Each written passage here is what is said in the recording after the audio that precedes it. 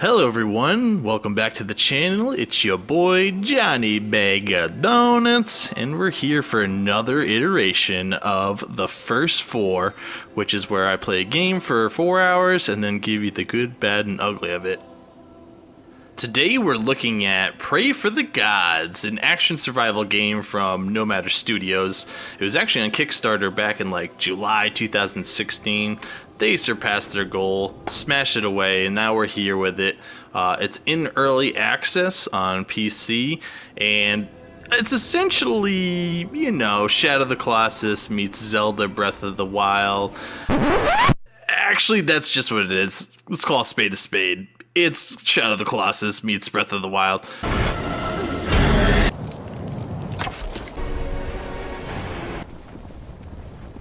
But that's a good thing, and we're gonna get into it right now.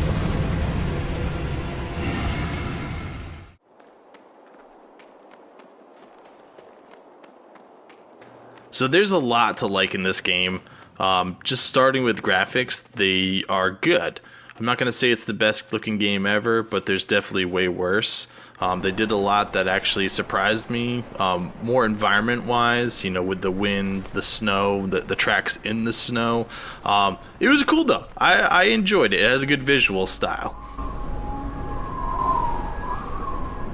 The sound actually surprised me, being better than what I expected.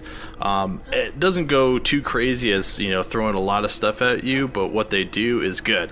I mean, you have the sound of like the blistering wind with the snow. You get a real feel that it's cold, because it sure is damn cold. But yeah, I mean, even little things like when you have arrows in your pouch versus when you don't have them, you can actually hear them clicking, clacking around.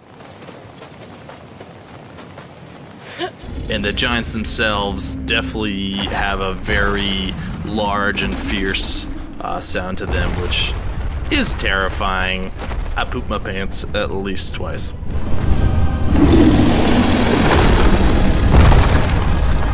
And while we're on the topic of sound, the soundtrack itself is actually pretty nice. It's orchestral pieces that, you know, vary in, you know, lightheartedness to danger, but it was something that really stuck out that I enjoyed.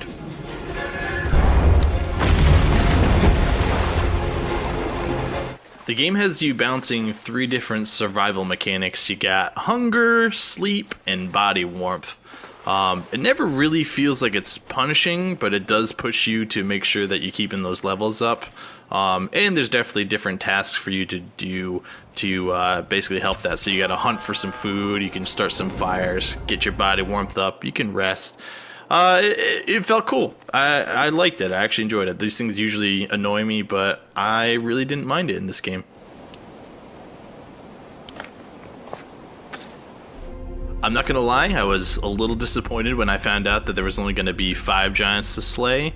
But this is kind of where it separates itself from Shadow of the Colossus and actually kind of goes more into the Breath of the Wild gameplay.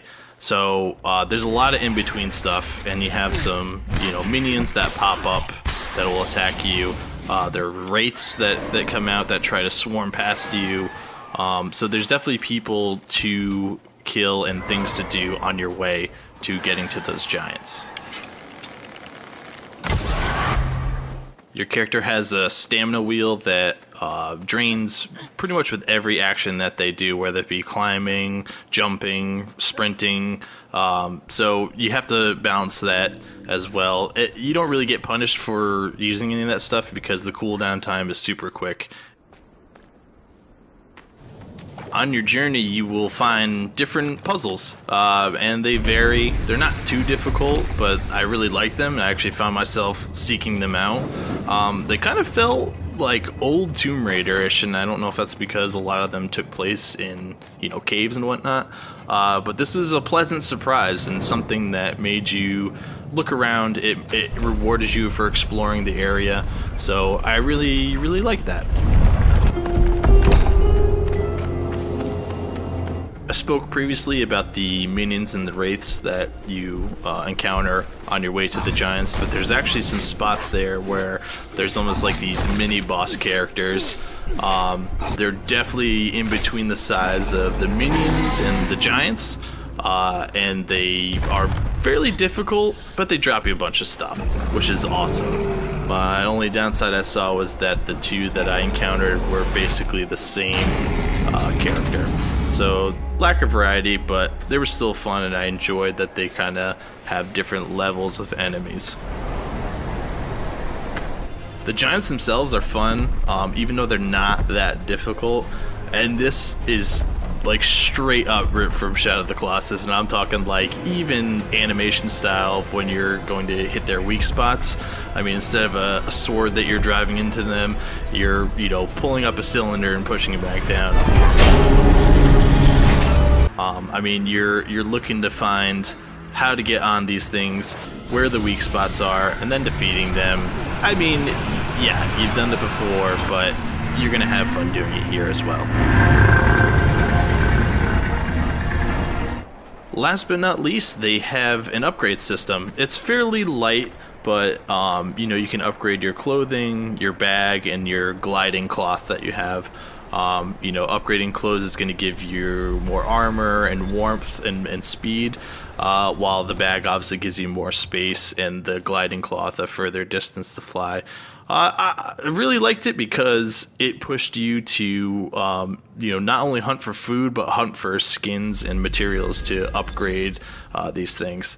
Nothing too in depth, but I dug it.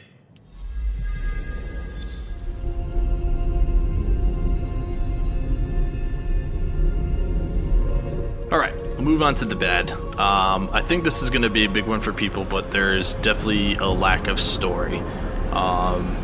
There's nothing really explained as far as why you're doing what you're doing, and maybe they'll do it at the end. I think for Shadow of the Colossus, it at least gives you you're trying to save the girl, so you're going after these things. There's very minimal anything to kind of push you in there. You're just going to kill these things just to kill them. So that'll definitely be a sticking point for people, I think. The animation for the main character is a little clunky. Climbing, you know, depending on which way you're looking, you know, the direction changes a little awkward. You know, the running animation's a little stiff, and the fighting is not that great. And what I mean by not great is that, you know, when you're attacking these enemies, you're locked into the direction that you're fighting in, but they tend to swarm you, so if you're attacking one and you're trying to stop the other from attacking you, too bad, you're locked into it and you're probably going to get hit. This isn't helped by the fact that there's definitely a noticeable difference in weapon effectiveness, which can make enemies considerably harder or easier, which is fine, don't get me wrong, but the only way to upgrade your weapons is to kill enemies and pick what they drop, which is not always a guaranteed thing. Now I know I put the survival mechanics as a good, and they are good, but I kind of wanted it to be a little bit more life-threatening, and I know I sound super annoying, where I'm like, it's nice that they're not annoying, but then I'm like, I want it to be more life-threatening. But it was just like, there really was no punishment for not taking care of a certain thing. I think I had drained cores for, you know, heat and maybe food, and it didn't really even feel like anything was happening. So you can just kind of do whatever you need to do and then get the things up later. I don't know. I just want it to be a tinge bit more life-threatening.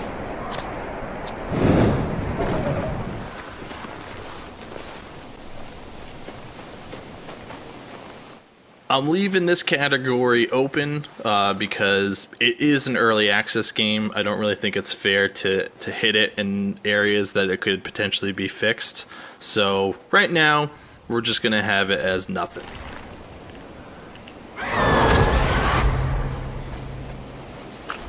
And that's going to do it for this edition of the First Four. I actually really like this game, and I didn't think I would like it as much as I did, but it really grew on me as I played.